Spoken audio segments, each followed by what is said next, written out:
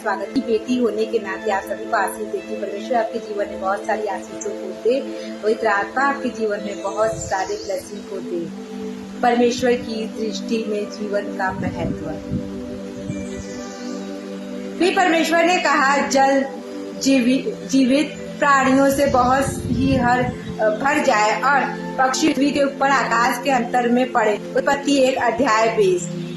परमेश्वर का जीवन का सृजन, जल और प्राणियों का सृजन। परमेश्वर ने अपने वचन द्वारा जल को जीवित प्राणियों से भरने का आदेश दिया। यह एक अद्भुत तथ्य है कि परमेश्वर ने केवल पृथ्वी को ही नहीं बल्कि जल और आकाश को भी जीवन से भरने की योजना बनाई। परमेश्वर का उद्देश्य केवल पृथ्वी पर जीवन का निर्माण करना नहीं था, बल्कि उससे जल और आकाश को भी जीवन से स्मृति किया। इससे यह स्पष्ट होता है कि परमेश्वर का जीवन देने का कार्य सर्वव्यापी है। यह पृथ्वी, जल और आकाश तक फैला हुआ है। परमेश्वर का प्रत्येक कार्य जीवन की ओर होता है और यही उसका उद्देश्य है हमारे जीवन में भी। परमेश्वर चाहता है कि हम उसके जीवन के रूप में दूसरों के साथ साझा करें ताकि हमारे कार्य और आशीर्वाद दूसरों के जीवन को भर दे।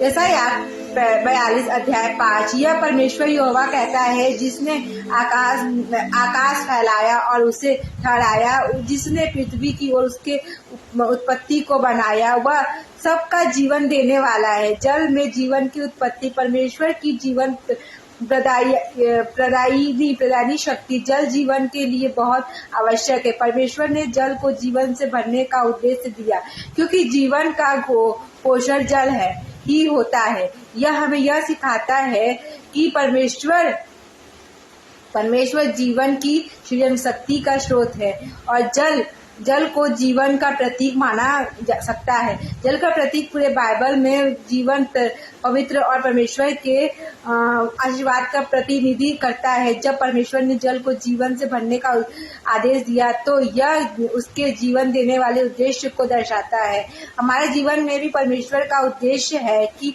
हम उसे अपने जीवन का स्रोत माने और उसकी शक्ति से जीवन पाए। हमें अपने आध्यात्मिक जीवन में भी पवित्र आत्मा की जलन और आशीर्वाद का अनुभव करना चाहिए, जो हमें जीवन से भर देता है। यूहन्ना 7:38। जो कोई मुझ पर विश्वास करेगा, जैसा शास्त्र में ने कहा है, वैसे ही जीवित जल उसके पेट से बहेंगे।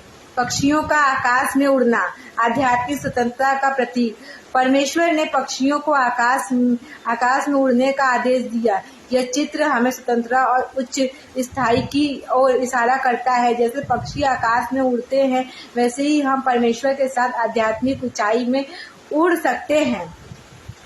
पक्षी का उड़ना आध्यात्मिक स्वतंत्रता और परमेश्वर की महिमा को फैलाने का प्रतीक है। जब हम परमेश्वर के साथ रहते हैं तो हम आध्यात्मिक रूप से आकाश की ऊंचाई में उड़ने के लिए स्वतंत्र होते हैं। परमेश्वर ने हमें जीवन और स्वतंत्रता दी है ताकि हम उसके उद्देश्य के लिए उड़े, न कि केवल अपनी इच्छाओं के अनुसार। हमें स्वतंत्र की योजनाओं को स्वीकार करना चाहिए और आकाश में उड़ते हुए उसके उद्देश्य को पूरा करने के लिए तैयार रहना चाहिए। यशायाह 40:41।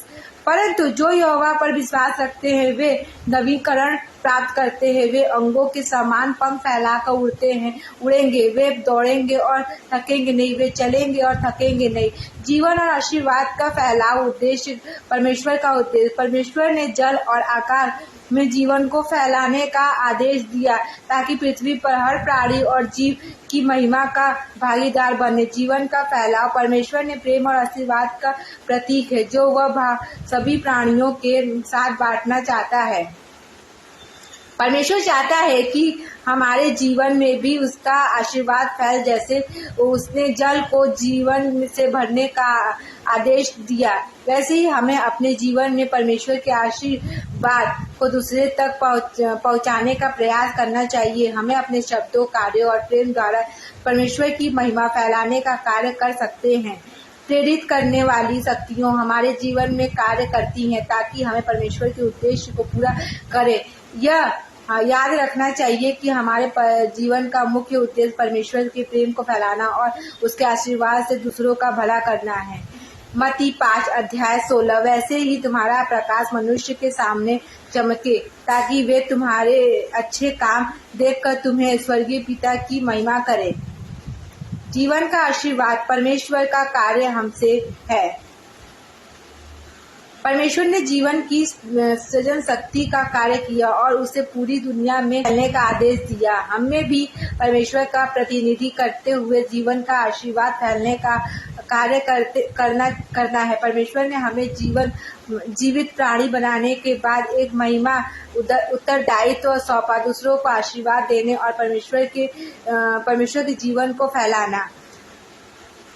जैसे परमेश्वर ने जल को जीवन से भरने का आदेश दिया है और पक्षियों को आकाश में उड़ने का आदेश दिया है, वैसे ही हमें अपने जीवन में परमेश्वर के जीवन को फैलने के लिए आशीर्वादित किया गया है। 2 कुरिन्थी 9 से 8 तक।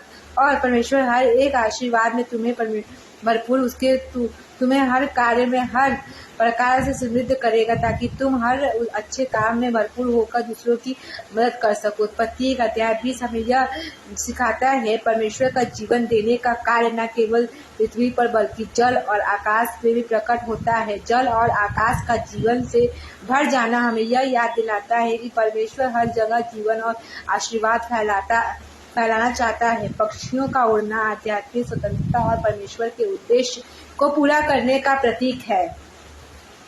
परमेश्वर ने हमें जीवन देने के बाद एक उद्देश्य सौंपा है, उसके आशीर्वाद को फैलाना और दूसरों के जीवन में उसकी महिमा प्रकट करना।